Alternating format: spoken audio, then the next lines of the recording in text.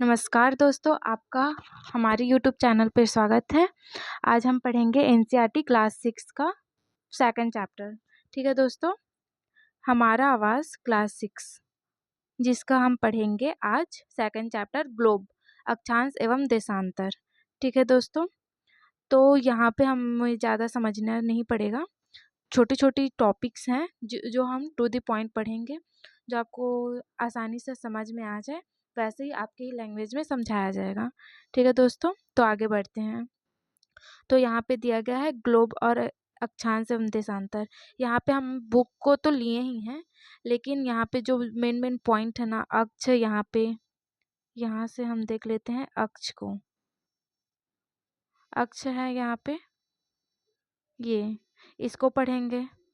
और फिर उसके बाद विषुवत वृत्त है, जो हमारा मेन पॉइंट है, जो हमें इम्पॉर्टेंट रहेगा, बस वही करेंगे।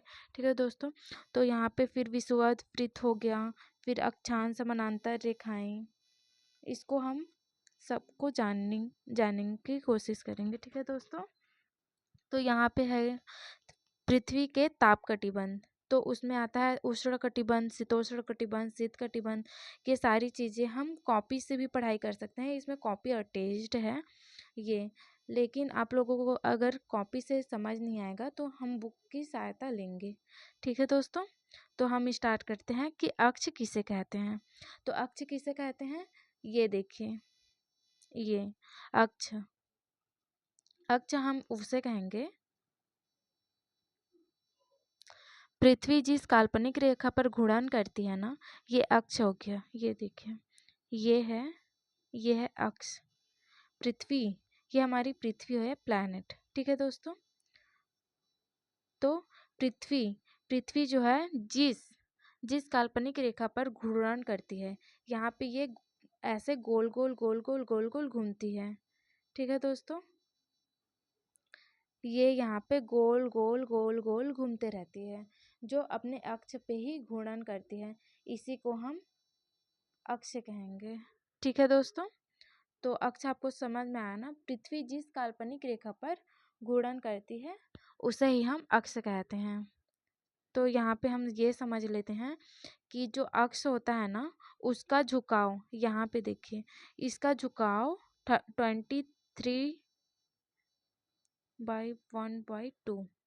ठीक है, ये जो है 23.5 डिग्री पृथ्वी जो है मतलब झुकी हुई रहती है। ठीक है, तथा यहाँ से जो कोण बनाती है, ये जो कोण बनाता है ना, ये कोण जो होता है, ये जो 66/1/2 इसका जो है कोण होता है।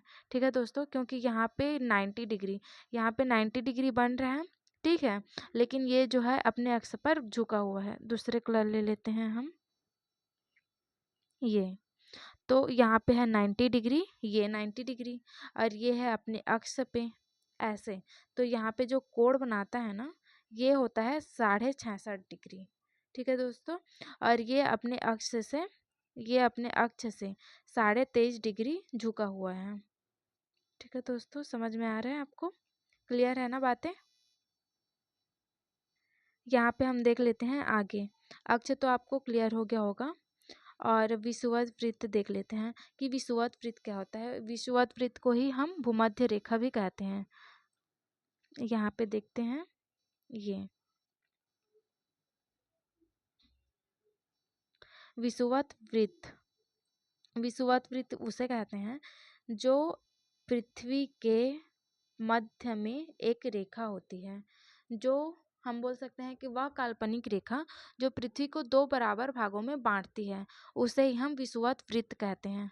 ठीक है दोस्तों, जो ये होता है उत्तरी गोलार्ध होता है ये, और नीचे का होता है दक्षिणी गोलार्ध, और ये जो है बीच का जो है, ये जो है विषुवत वृत्त होता है, और ये हमारी पृथ्वी।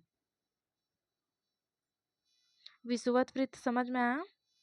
अब हम आगे बढ़ते हैं कि अक्षांश रेखा अर्थात समानांतर रेखा किसे कहते हैं, अक्षांश रेखा किसे कहते हैं। तो यहाँ पे है अक्षांश रेखा। तो अक्षांश रेखा हम उसे कहेंगे जो विषुवत वृत्त से ध्रुवों तक स्थित समानांतर वृत्त होता है। जैसे यहाँ पे देखते हैं, यहाँ पे विषुवत वृत्त है, ठीक है, इसके ही समानांतर और रेखाएं होती है काल्पनिक, इसे ही हम विषुवत वृत्त का जो है समानांतर होती है उसे ही समानांतर रेखा या फिर अक्षांश रेखा कहते हैं। ठीक है दोस्तों, यहाँ पे देख लेते हैं दूसरे कलर में चेंज करके कि ये देखिए, ये जो कलर है ना, ये हमारा ही अक्षांश रेखा है और ये हमारा विषुवत वृत्त है, इसके समानांतर को ही हम अक्षांश रेखा कहेंगे। ठीक है दोस्तों, अब आगे बढ़ते हैं। यहाँ पे है,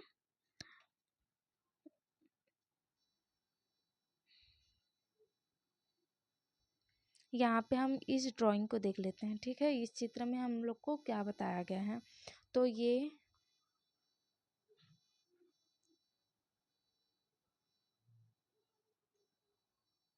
पहले ये वाला चित्र को देख लेते हैं।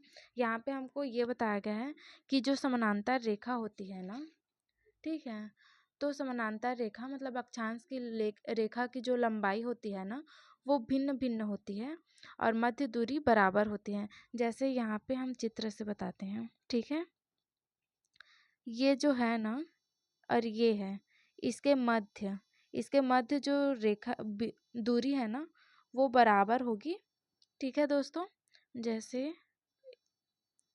ये समानांतर रेखा है, ये भी समानांतर रेखा है, ये भी समानांतर है, तो ये इसका और इसका, ये जो दोनों का मध्य दूरी रहेगा ना, ये बराबर ही रहेगा, सभी का जो है बराबर रहेगा, जितने भी समानांतर रेखा रहेंगी ना, सबका बराबर ही रहेगा।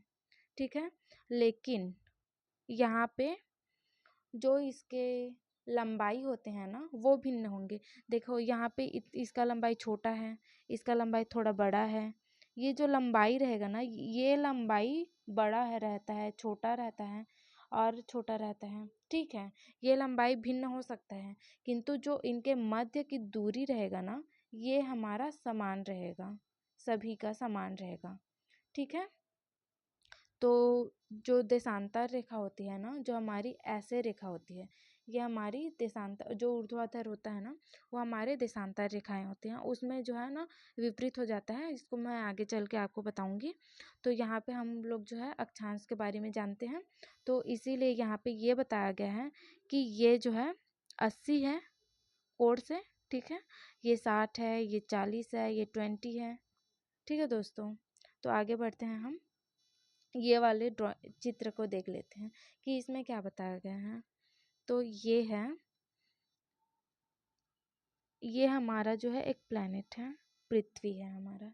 ठीक, तो यहाँ पे जो रहता है ना, वो उत्तरी ध्रुव रहता है, ये वाली उत्तरी ध्रुव है, और नीचे का जो रहता है ना, वो दक्षिणी ध्रुव, नीचे में जो रहता है वो दक्षिणी ध्रुव होता है। ठीक है, उसके बाद जो बीच का रहता है वो हम पढ़े हैं, विषुवत वृत्त होता है। उसके बाद फिर यहाँ पे कर्क रेखा होता है, यहाँ पे मकर रेखा होता है, हम कलर चेंज कर देते हैं इसके लिए। ये यहाँ पे ये हमारा जो होता है मकर रेखा, ये हमारा कर्क रेखा, जो 23.5 डिग्री जो है झुका हुआ रहता है। ठीक है, उसके बाद जो है ये जो तिरछी रहती है ना, वो उत्तरी कटिबंध होता है ना, उत्तरी शीत कटिबंध, तो ये जो है 66.5 होता है, या दक्षिणी शीत कटिबंध होता है, दक्षिणी ध्रुव वृत्त। ठीक है दोस्तों, तो ये जो नीचे में है वो दक्षिणी ध्रुव वृत्त है, और ऊपर का जो है ना वो उत्तरी ध्रुव वृत्त है, ऊपर का जो है ना वो दक्षिणी ध्रुव वृत्त है। ये ऊपर का जो है ना वो उत्तर ध्रुव वृत्त है, और नीचे का जो है ना दक्षिणी ध्रुव वृत्त है। ठीक है, तो जो ध्रुव वृत्त होता है ना, वो 66.5 डिग्री रहता है इसका मान, और जो नीचे का दक्षिणी ध्रुव वृत्त रहता है ना, इसका मान भी 23.5 रहता है, और बीच बीच का जो रहता है ना,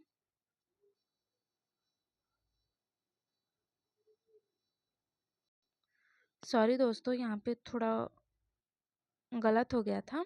यहाँ पे रहेगा कि ऊपर में जो रहता है ना, वो उत्तरी ध्रुव वृत्त रहता है। यहाँ पे देखिए, यहाँ पे उत्तरी ध्रुव वृत्त रहता है, यहाँ पे दक्षिणी ध्रुव वृत्त रहता है, और फिर कर्क रेखा रहता है, और मकर रेखा, और बीच में विषुवत रेखा। बस इतना ही जानना हम लोग के लिए सबसे ज़्यादा इम्पोर्टेंट रहता है। यहाँ पे हम नोट्स में देख लेते हैं।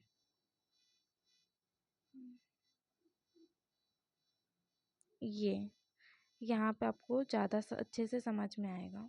ठीक है दोस्तों, ये तो हमारा जो है एक पृथ्वी मान लेते हैं, ठीक है, और ये हमारा विषुवत वृत्त, कलर चेंज ये, और ये हमारा होता है मकर रेखा, ये कर्क रेखा होता है, फिर हम पिंक ले लेते हैं, ये हमारा दक्षिणी ध्रुव वृत्त रहता है, और ये उत्तरी ध्रुव वृत्त रहता है।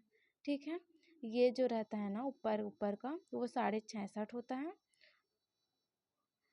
ये नीचे का भी 66.5, ऊपर का भी 66.5, और ये जो कर्क रेखा और मकर रेखा होता है वो 23.5 डिग्री होता है, 23.5। ठीक है दोस्तों, और भूमध्य रेखा जो है वो 0 डिग्री में रहता है। ये अब आप लोगों को शायद समझ में आ गया होगा। ये देखिए, दक्षिणी ध्रुव वृत्त, ऊपर में उत्तर ध्रुव है, दक्षिण ध्रुव है, फिर दक्षिणी ध्रुव वृत्त, उत्तरी ध्रुव वृत्त, उसके बाद कर्क रेखा, मकर रेखा, उसके बाद विषुवत रेखा। ठीक है दोस्तों, आगे बढ़ते हैं हम। ये अब हम आ गए हैं पृथ्वी के ताप कटिबंध। पृथ्वी के ताप कटिबंध मतलब कि पृथ्वी पे कितने प्रकार के ताप कटिबंध हैं। तो पृथ्वी पे हमारे जो है 3 ताप कटिबंध होते हैं, उष्ण कटिबंध, शीतोष्ण कटिबंध, शीत कटिबंध। तो उष्ण कटिबंध क्या होता है ये पहले हम जानने की कोशिश करते हैं। ठीक है दोस्त, चलिए दोस्तों आगे बढ़ते हैं हम। यहाँ पे उष्ण कटिबंध, तो उष्ण कटिबंध में कर्क रेखा जो होता है ना, यहाँ पे देखते हैं, यहाँ पे जो कर्क रेखा होता है ये विषुवत वृत्त, और ये मकर रेखा। तो यहाँ पे जो कर्क रेखा होता है ना, यहाँ पे जो कर्क रेखा होता है, यहाँ पे मकर रेखा होता है। तो ये इनमें जितने भी अक्षांश रेखा होती हैं, इनके आसपास जितने भी अक्षांश रेखा होती हैं, उनमें सूर्य जो है, सूर्य की जो किरणें हैं वर्ष में एक बार दोपहर में, मतलब जो किरणें हैं वो सिर के ठीक ऊपर होता है, इसलिए इस क्षेत्र में जो है सबसे अधिक ऊष्मा प्राप्त होती है। मतलब यहाँ पे कर्क रेखा और मकर रेखा के जितने भी अक्षांश रेखा है उसके आसपास में रेखाएं हैं, उसमें सूर्य जो है एक मतलब ऐसा होता है ना कि सीधा पड़ता है। सूर्य की किरणें जो है इन रेखाओं पर, सूर्य की किरणें जो है इन रेखाओं पर, इन अक्षांशों पर सीधे सीधे पड़ती हैं, तब इस समय यहाँ पे उष्णकटिबंध होता है। ठीक है दोस्तों, उष्णकटिबंध आप समझ सकते हैं कि कर्क रेखा और एवं मकर रेखा के बीच के सभी अक्षांशों पर सूर्य वर्ष में एक बार दोपहर में सिर के ठीक ऊपर होता है। मतलब कि गर्मी बहुत ज़्यादा होती है, मतलब इसमें ऊष्मा अधिक होती है, तब इसको हम उष्णकटिबंध कहते हैं। ठीक है दोस्तों, तो अब हम आगे बढ़ते हैं। उष्णकटिबंध आपको समझ आ गया होगा, यहाँ पे देख लेते हैं नोट्स में। उष्णकटिबंध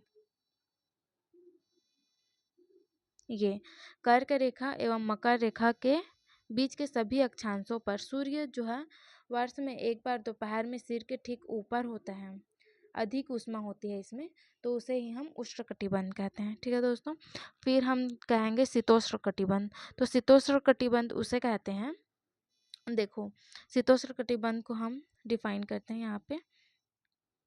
ये अब ये हो गया भूमध्य रेखा, ये हो गया मकर, और ये हो गया कर्क। ठीक है, उसके बाद क्या आता है, उत्तरी उत्तरी ध्रुव वृत्त। ये हमारा उत्तरी ध्रुव वृत्त है, और ये हमारा दक्षिणी ध्रुव वृत्त है, ये वाली। ठीक है, तो यहाँ पर ना, यहाँ पर सूर्य की जो किरणें होती है ना वो थोड़ी तिरछे पड़ती है। अब यहाँ पे हमारा सूर्य है, ये यहाँ पर हमारा सूर्य है, यहाँ पे हमारा सूर्य है, जो यहाँ पर तिरछे पड़ता है, ठीक है। यहाँ पे सूर्य है तो यहाँ पे तिरछे पड़ता है, जिसके कारण यहाँ पे तापमान जो है समान होता है, ठीक है। इसीलिए यहाँ पे हमारा तापमान समान होता है। यहाँ पे क्या लिखा है, ध्रुव की तरफ सूर्य की किरणें तिरछी होती है। इस प्रकार उत्तरी गोलार्ध में कर्क रेखा, उत्तरी गोलार्ध ऊपर वाला जो हमारा उत्तरी गोलार्ध है, तो वहाँ पे जो कर्क रेखा एवं उत्तरी ध्रुव वृत्त तथा दक्षिण गोलार्ध में मकर रेखा एवं दक्षिणी ध्रुव वृत्त के बीच वाले क्षेत्र का तापमान जो है मध्यम रहता है, उसे ही हम शीतोष्ण कटिबंध कहते हैं, ठीक है। यहाँ पे हम जो है बताया गया है, देखें, उत्तरी गोलार्ध में कर्क रेखा से उत्तरी ध्रुव वृत्त तक, दक्षिणी गोलार्ध में मकर रेखा से दक्षिणी ध्रुव वृत्त तक। तो यहाँ पे जब आता है हमारा सूर्य की किरणें, तब हमारा तापमान जो है मध्यम रहता है। अब आगे हम ये जानेंगे शीत कटिबंध के बारे में। तो शीत कटिबंध यहाँ पे तो दक्षिणी ध्रुव वृत्त होता है ना, और उत्तरी ध्रुव वृत्त रहता है, वहाँ से लेके दक्षिणी ध्रुव और उत्तरी ध्रुव तक हमारा जो है वो होता है शीत कटिबंध। यहाँ पे हम एग्जाम्पल से समझाते हैं। देखिए, ये हमारा पृथ्वी, यहाँ पे विषुवत वृत्त, विषुवत रेखा है, और ये हमारा कर्क, और ये हमारा मकर, ये हमारा दक्षिणी ध्रुव वृत्त, उत्तरी ध्रुव वृत्त, ठीक है। अब यहाँ पे हम जो है कलर चेंज कर लेते हैं। यहाँ पे है हमारा उत्तरी ध्रुव है, और ये हमारा दक्षिणी ध्रुव है, ठीक है। तो यहाँ से यहाँ तक जो है तापमान क्या होता है, जो है तिरछी ही पड़ती है, ठीक है। कभी यहाँ पे सूर्य की तापमान जो है सीधे नहीं पड़ती है, और यहाँ पे भी इसीलिए ना, सॉरी दोस्त, ये तो यहाँ पे देखिए कहाँ है, ये इसी चित्र से बताती हूँ, ठीक है। तो यहाँ पे जो दक्षिणी ध्रुव वृत्त है ना, दक्षिणी ध्रुव वृत्त और दक्षिणी ध्रुव, ये है दक्षिणी ध्रुव है, ये दक्षिणी ध्रुव है, और ये दक्षिणी ध्रुव वृत्त है। तो यहाँ का जो है तापमान जो है बहुत ही शीतल होता है, यहाँ का जो तापमान होता है वो बहुत ही शीतल होता है। इसको कट करके बताती हूँ, ठीक है। ये जो है दक्षिणी ध्रुव वृत्त और दक्षिणी ध्रुव तक शीतल रहता है, यहाँ पे भी सेम प्रोसीजर रहता है, ठीक है दोस्तों। अब हम आगे बढ़ते हैं। यहाँ पे है देशांतर। देशांतर मैंने आपको बताया था ना कि जो रेखा ऊर्ध्वाधर होती है ना, उसके लिए देशांतर रेखा का होना अनिवार्य होता है। मतलब कि देशांतर रेखा के माध्यम से ही हम ये जान पाएंगे कि स्थिति का ज्ञात होता है, ठीक है।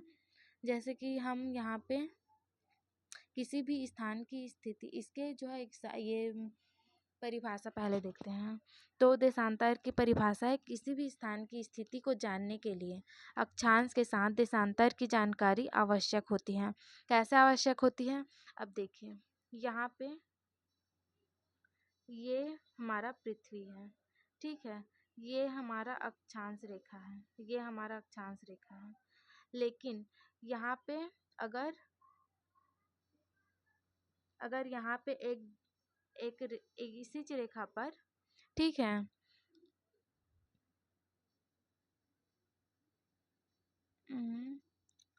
एक ही अक्षांश पर जो है ना स्थित दो स्थान के बारे में पता लगाने के लिए देशांतर रेखा चाहिए। कैसे चाहिए, यहाँ पे है एक ही अक्षांश पर, एक ही अक्षांश पर दो जो है दो स्थान रहेगा, ठीक है। तो उसका पता लगाने के लिए हमारा जो है देशांतर रेखा होना आवश्यक है। तो यहाँ पे देशांतर रेखा होगा तो यहाँ पर जो है स्थिति का ज्ञात हो जाएगा कि ये कौन से स्थान पे है और ये कौन से स्थान पे है। तो इसीलिए अक्षांश रेखा के साथ साथ देशांतर रेखा का होना अनिवार्य होता है, ठीक है दोस्तों। ये उदाहरण के लिए यहाँ पे दिया गया है, टोंगा द्वीप प्रशांत महासागर व में होता है, ठीक है। और मॉरिशस द्वीप जो है हिंद महासागर में होता है। वो जो है एक ही अक्षांश पर है, वो दोनों जो है एक ही अक्षांश पर है, ठीक है। लेकिन इसकी सही अवस्थिति जानने के लिए हमें देशांतर का ज्ञान होना आवश्यक है। देशांतर का ज्ञात होता है ना, तो हमें स्थान का जो है ज्ञात होता है कि कौन सा स्थान कहाँ पर है, ठीक है दोस्तों। तो अब हम जो आपको बताए थे, अक्षांश की जो लंबाई है, जो लंबाई होती है वो भिन्न होती है और मध्य दूरी बराबर होती है। तो यहाँ पर अक्षांश अक्षांश की जो है मध्य दूरी है, यहाँ पे मध्य जो दूरी है वो जो है बराबर होगी, ठीक है। लेकिन यहाँ पे जो होता है ना, यहाँ पे अक्ष से जो दूरी रहेगा, जो लंबाई रहेगा, वो जो है असमान रहेगा। लेकिन उसके विपरीत ही हो जाएगा देशांतर। देशांतर क्या होगा कि इसकी लंबाई समान होती है। अब देशांतर जो है ऐसे होता है, इसकी लंबाई जो है बराबर रहेगी, इसकी लंबाई बराबर रहेगी, लेकिन इसके जो है मध्य की जो दूरी रहेगी ना, वो बढ़ते रहेगी, घटते रहेगी। इसमें एक अक्षांश ऐसे होता है, ठीक है। देशांतर का जो लंबाई रहेगा वो बढ़ते रहेगा ऐसा। एक सेकंड में आपको और अच्छे से समझाती हूँ।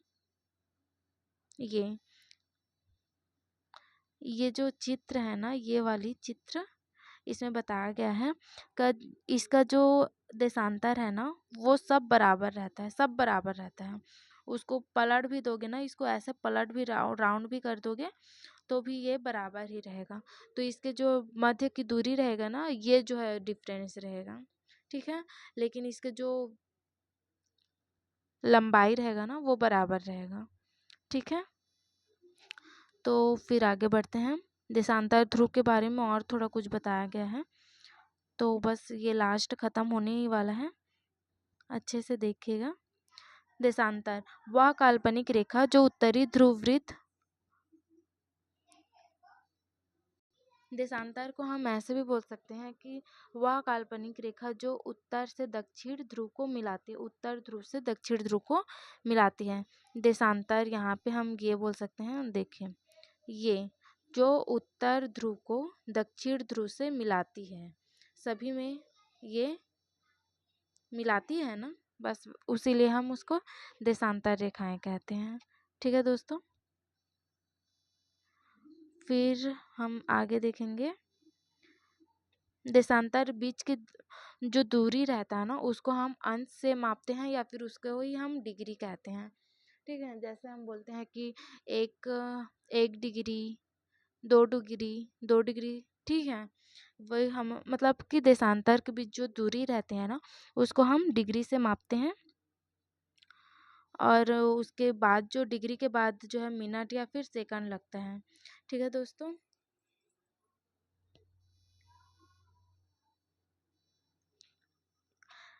ये यहाँ पे बताया भी गया है कि जो दूरी रहता है ना, वो ध्रुवों की तरफ बढ़ने पर घटती है एवं ध्रुवों से शून्य होती है, जहाँ सभी देशांतरी या अमृतोत्तर आपस में मिल जाती हैं।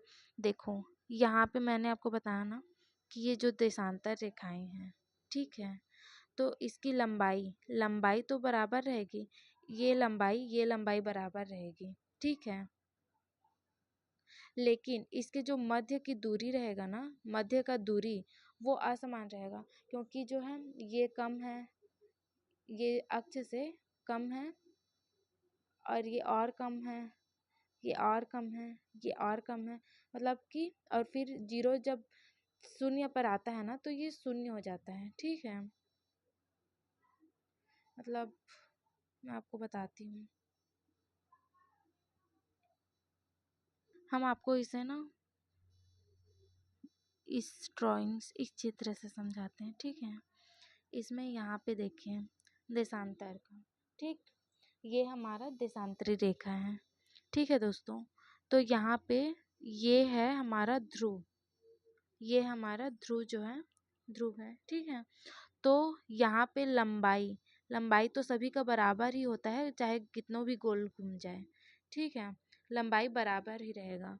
लेकिन यहाँ पे जो ध्रुव के पास जो आ रहा है वहाँ पे जो है लंबाई जो है मध्य की जो दूरी है वो घटती जा रही है, और मध्य में आकर वो जो है शून्य हो जा रहे हैं, 0 डिग्री हो जा रहे हैं।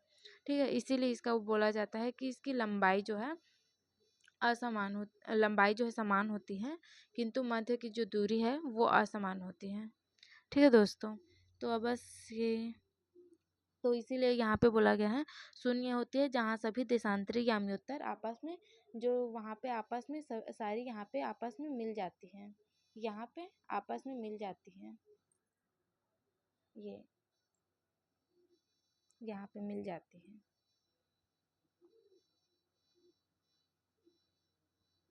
तो यहाँ पे ये बताया गया है मानक समय के बारे में, प्रमुख याम्योत्तर। तो आप लोगों को पता होगा कि जो हमारे लंदन है, ठीक है, लंदन का जो ग्रीनविच है वहाँ से हमारी स्थिति का जो है पता लगाया जाता है। तो जो ग्रीनविच रेखा होती है ना, यहाँ पे देखिए ग्रीनविच रेखा होती है, तो वहाँ से पूर्वी देशांतर की ओर जो है बढ़ते जाती है टाइमिंग जो है, और पश्चिमी देशांतर की ओर जो है घटते जाती है। अब ये कैसे घटती है इसे हम समझते हैं। देखिए यहाँ पे जो हमारा ग्रीनविच है, यहाँ पे हम ग्रीनविच को ले लेते हैं, यहाँ पे है हमारा पूर्वी पूर्वी देशांतर,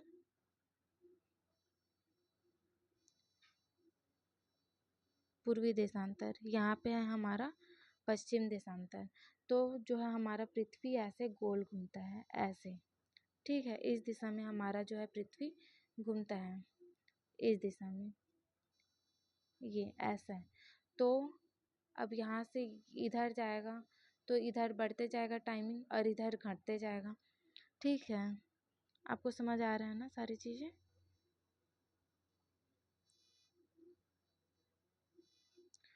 तो मानक समय के आधार पर हम ये मानते हैं कि हमारा जो भारत है ना वो 82.5 पूर्वी देशांतर में जो है अधीन है। ठीक है, अर्थात जो है ग्रीनविच से जो लंदन की जो रेखा है, ठीक है, वहाँ से हमारा जो है हमारा जो है पूर्वी में है, ठीक है ना, पूर्वी देशांतर में, इसीलिए हमारा जो टाइमिंग जो है 5.5 घंटा आगे रहते हैं हम। ठीक है, बस यहाँ पे हमारा जो है चैप्टर कंप्लीट होता है, और मैं आशा करती हूँ कि आप लोगों को सारी चीज़ें समझ में आई। और आप लोगों को अगर समझ में नहीं आ पाता है तो एक बार वीडियो को एक बार और देखिएगा। तो इसमें हम बुक और नोट्स दोनों को कंबाइन करके पढ़ा रहे हैं, जिससे आप लोगों को सारी चीज़ें आसानी से समझ आए। थैंक यू सो मच दोस्तों, मिलते हैं नेक्स्ट वीडियो में। Bye bye.